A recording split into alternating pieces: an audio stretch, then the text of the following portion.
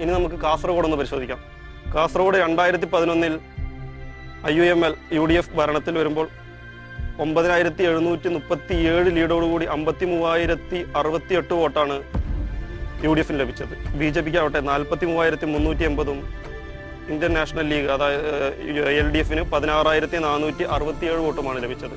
2016 വന്നപ്പോൾ 86,007 ലീഡോടുകൂടി UDFന് 64,727 BJPക്ക് 56,120 LDFന് 21,615.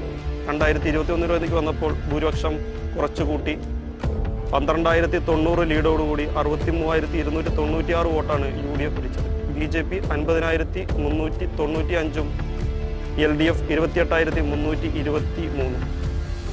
മറ്റു മണ്ഡലങ്ങളെ കുറിച്ചുള്ള വിവരങ്ങൾ അറിയുന്നതിന് ഫോളോ ചെയ്ത് വെക്കുക. അടുത്ത വീഡിയോയിൽ കാണാം.